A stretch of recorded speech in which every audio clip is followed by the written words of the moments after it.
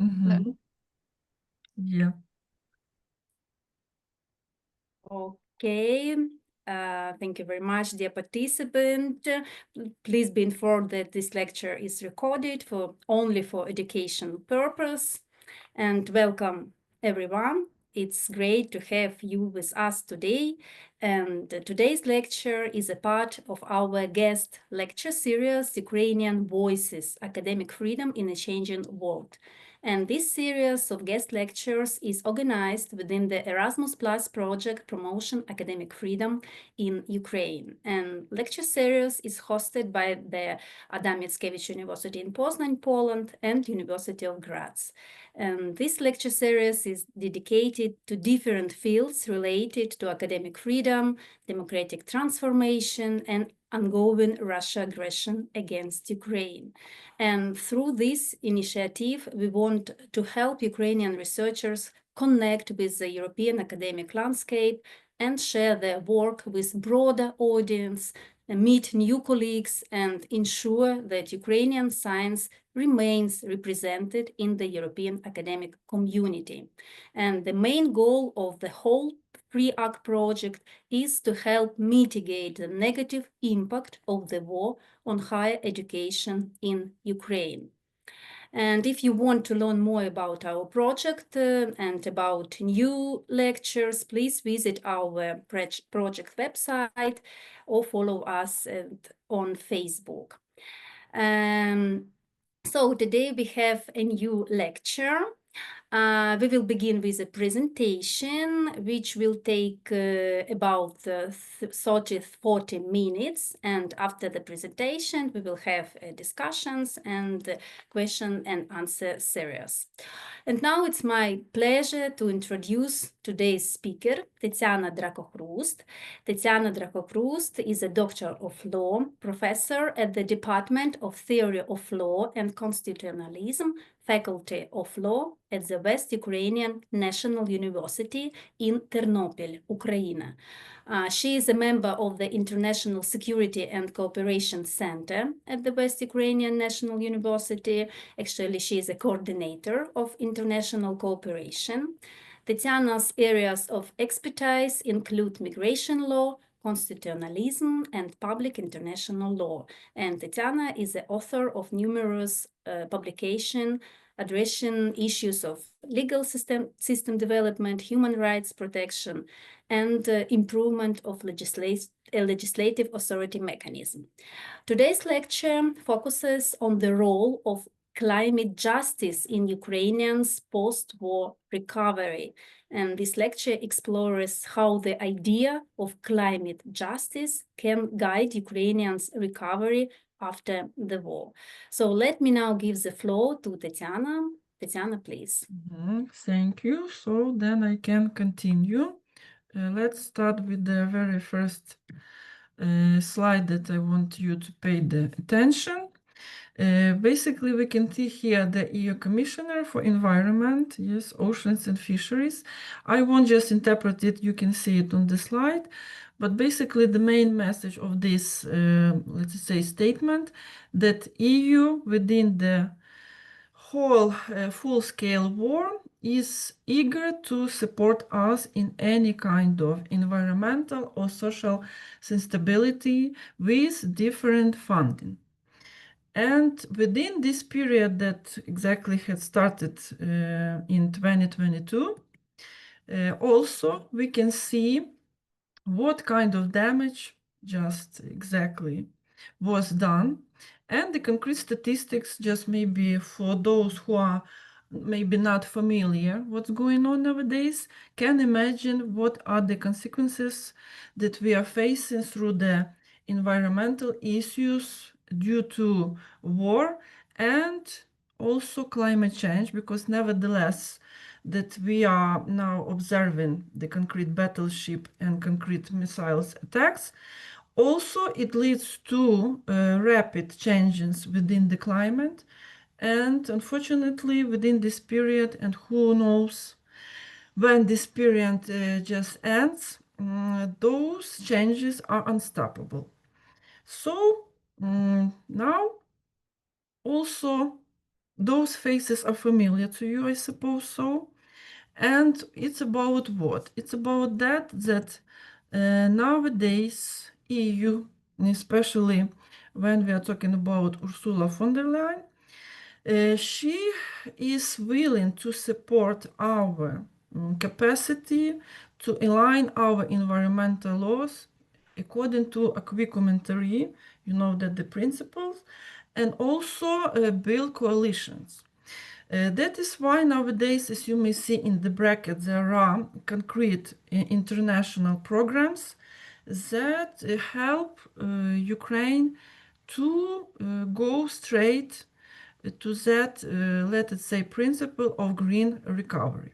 So talking about the very first one, the UNIDO, so like the Green Industrial Recovery of Ukraine program, it just started in 2024 and it will end at 2028.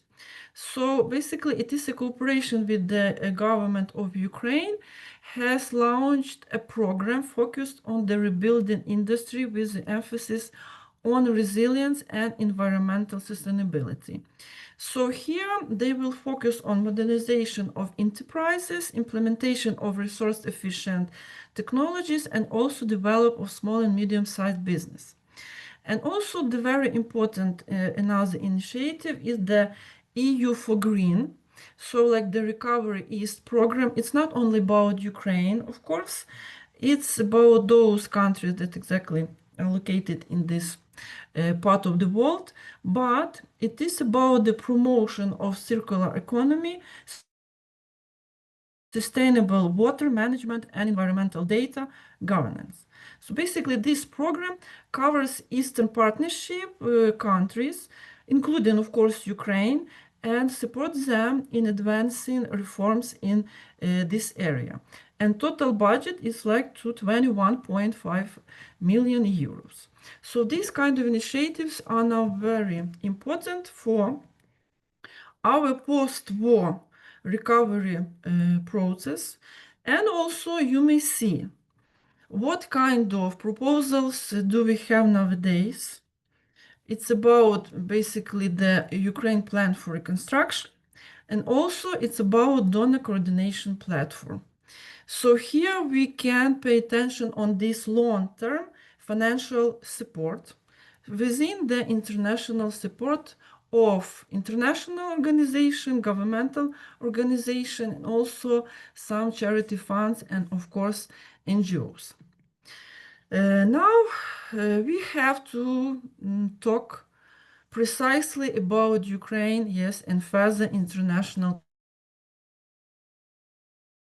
commitments that we had exactly previously, not just during the full scale, because in our country we had previously also war, but this was regionally dislocated, but still it was war and very cruel.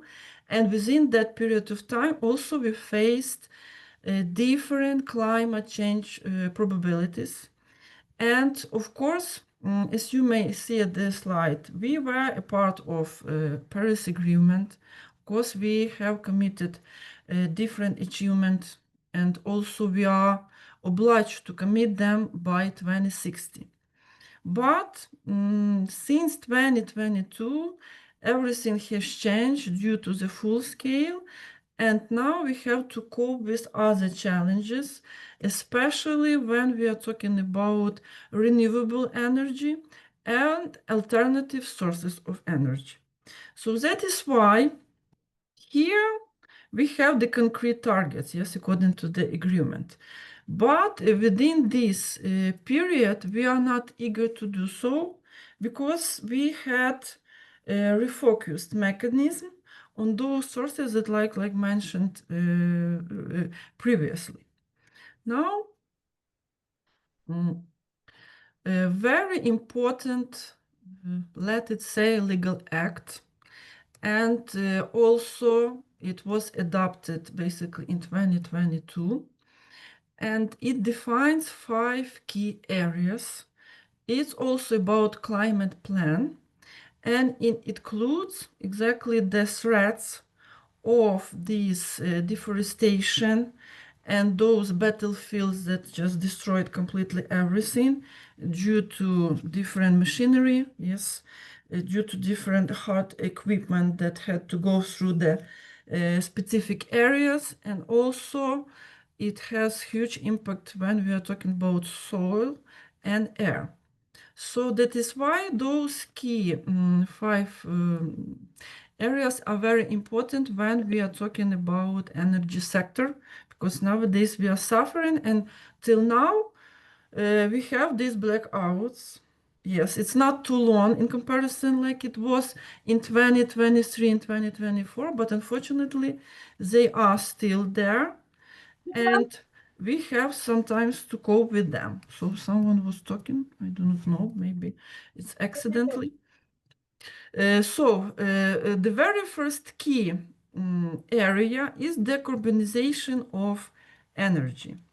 Maybe for those who are not an expert, of course, or maybe are not so familiar with this fact, will be not so suitable to understand fully what do I mean, but I will try to make it quick for you to maybe to understand it very easy. When we are talking about this energy, we are talking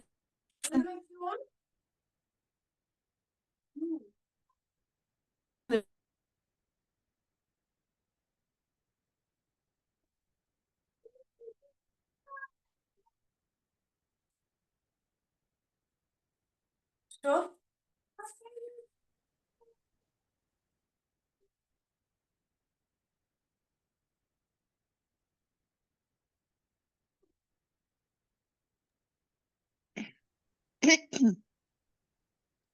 Tatiana, are you still here? We cannot hear you anymore.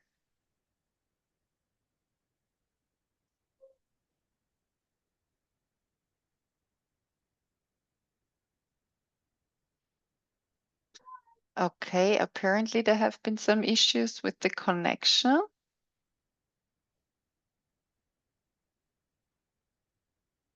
Svetlana is already trying to reach her. Now she will join again. Okay. Problems with Apologies connection. for that.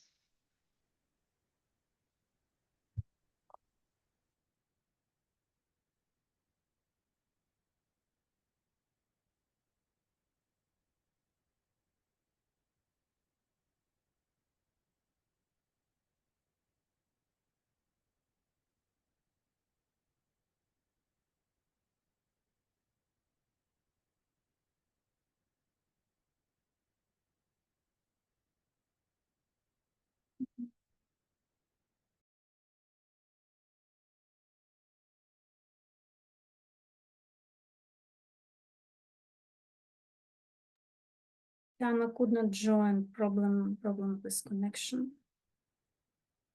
It's stuck.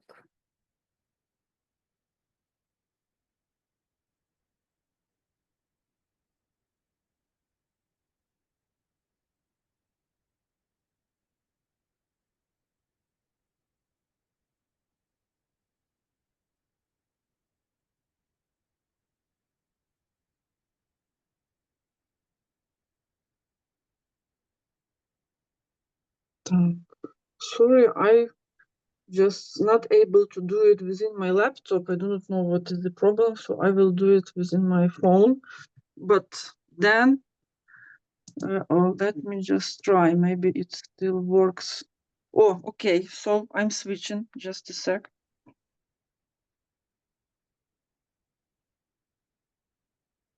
I am here. Sorry for inconveniences, but really I do not know what is it. Some technical problems or what. Okay. So as I was saying, when we are talking about this like a grid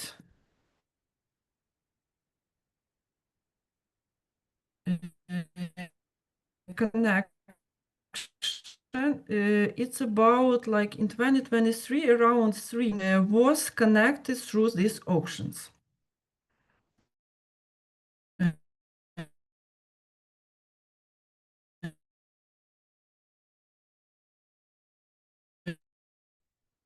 Unfortunately, we cannot hear you. There is again some issue with the connection.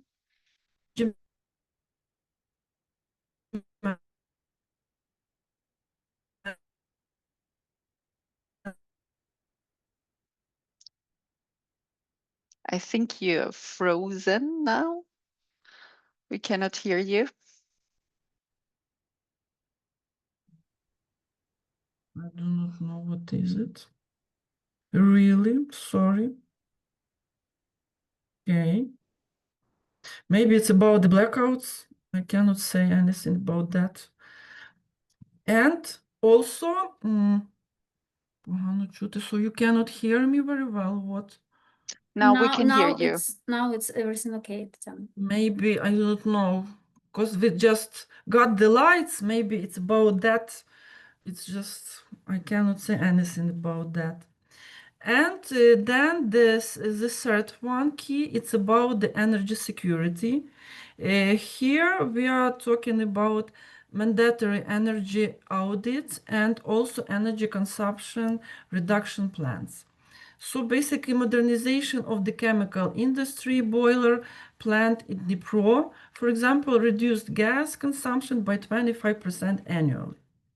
So the same like energy market, nowadays we have through the process of the decentralization, we have the opportunity to buy our own solar panels to fulfill the concrete area and also even to sell some amount of energy to those who cannot afford them to support by these alternative sources of energy.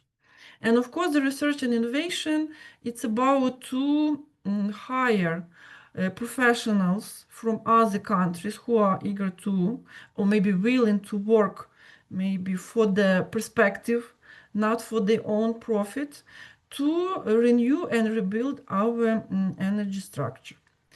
Now let us move on with the main climate legislation of Ukraine that we are having nowadays. We have this remain, and you see when we're talking about the dates, so they were exactly adopted earlier, but still they are renewed somehow, some way to the current situation. And I will shortly just maybe talk about that. When we are talking about the greenhouse gas emission, it's about exactly how these kind of things can be distributed and also how the emissions can influence on nowadays situation. Due to these generators that we have to use, yes, in private houses, in concrete public sector, because without them we cannot survive. Also, the emissions just raised up to 55% comparison like to 2021. Then also it is about the reports that our cabinet of ministers and also the concrete authorities have to rely on to participate in other EU commissioners' different kind of meetings, just to provide the necessary information what's going on about these emissions. Talking about the second law, it's about the energy efficiency. And here we are talking about alternative sources of energy and how they can be infrastructured. Modernizing building and housing sector, so like the wall installation of energy efficient boilers and heating system. Also, it is about replacing outdated equipment and implementing smart energy management system. And also it is about promoting electric vehicles and developing charging infrastructure. And talking about the alternative energy sources, so like I've told previously, it is about wind and solar energy that we have, and we can say that the Dnipro region covers this kind of things. And also we want to adopt and maybe to ask for infrastructure when we're talking about the western part, especially Ivano-Frankivsk, Lviv, and Carpathian region. To allow local population to infrastruct these concrete panels and machinery and build small plants. So these kind of laws nowadays are working on these purposes because due to the climate change caused by law or by war, it focuses on using less energy and reducing waste and just use these alternative resources. Now, except that, like I told at the very beginning, because we are tightly connected with those EU initiatives and this national plan by 2030, legislation has been developed according to the EU energy package. And here, as you may see, it is about also independence on the fossil fuels and also about transparency and accountability at all levels. Now, talking about our other aspects when we're talking about energy legislation.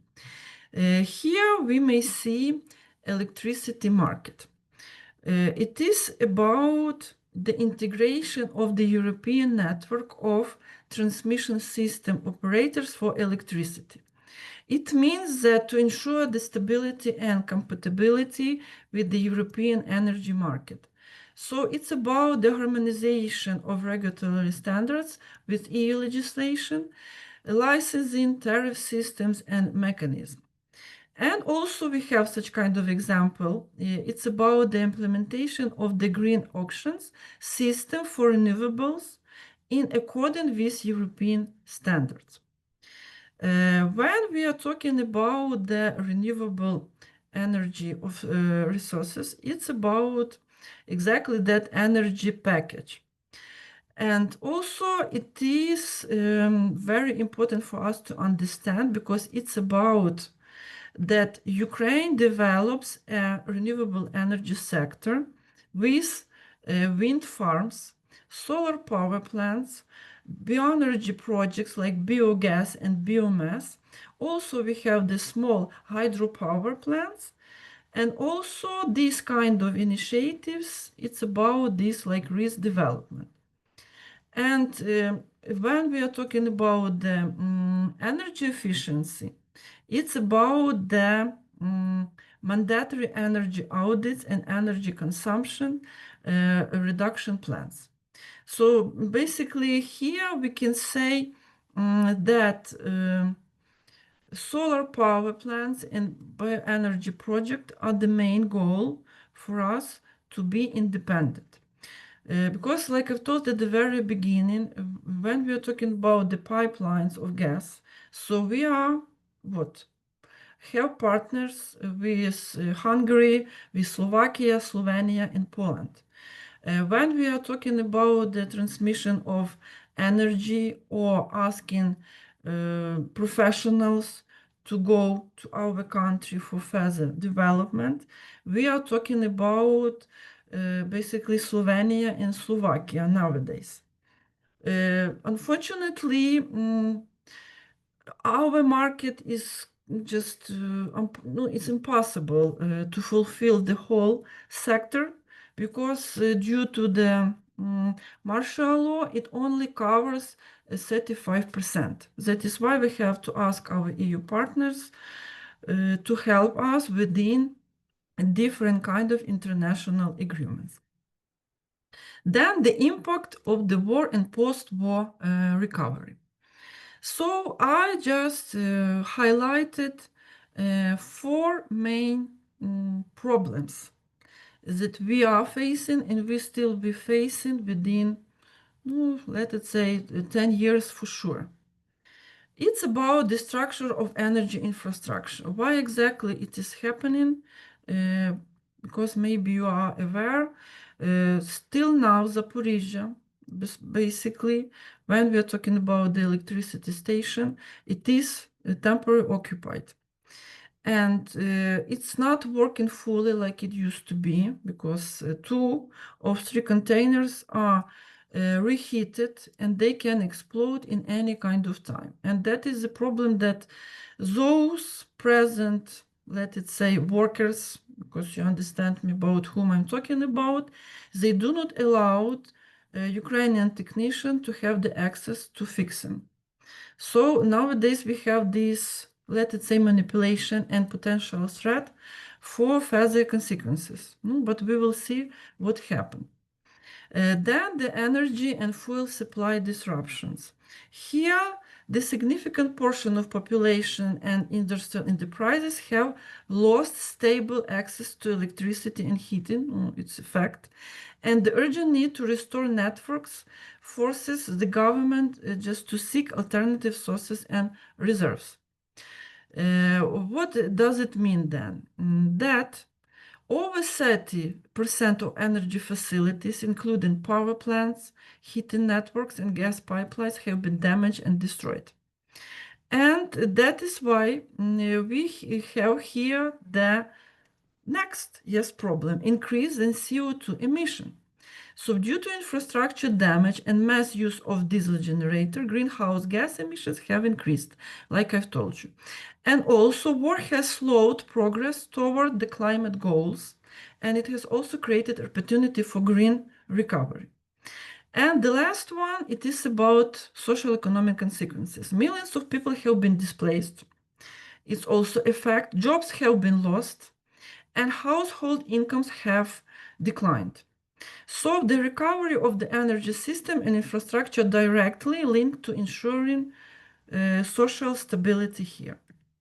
So my last point of view on this green recovery in Ukraine.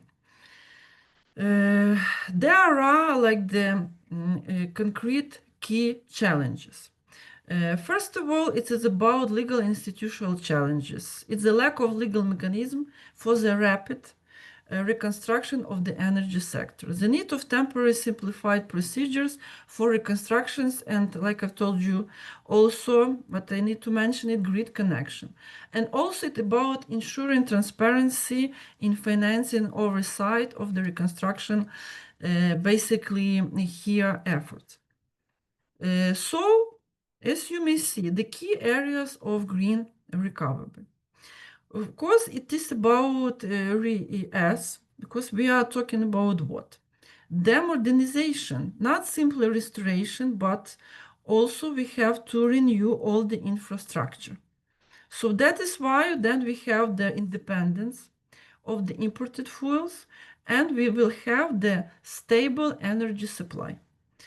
Talking about the energy efficiency, it is about the opportunity for the green transformation.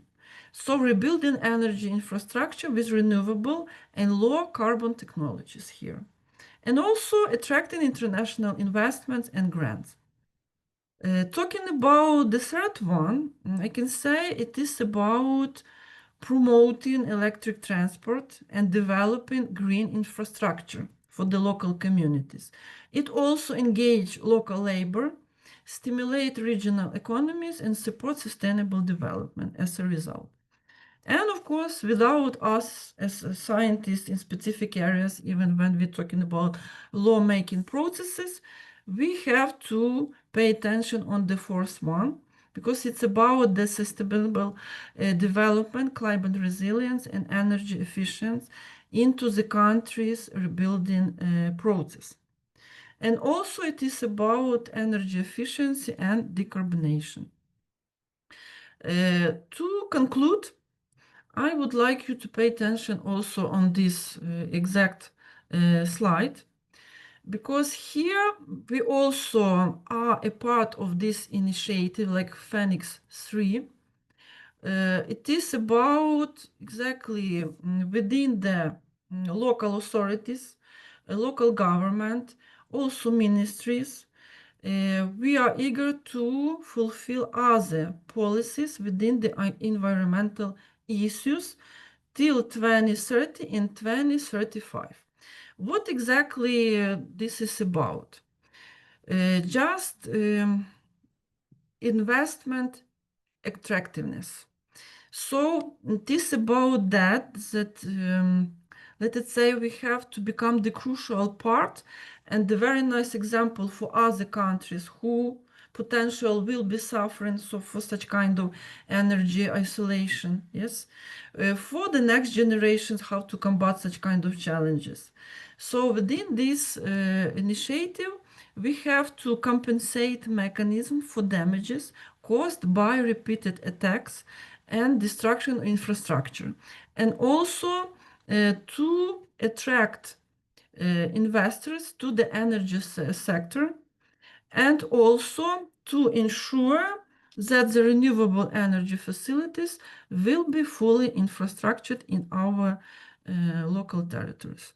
So basically, that's what I wanted to tell you. I hope so it wasn't so boring and you had an opportunity maybe to listen something new to you, and I'm ready for the questions if there are so.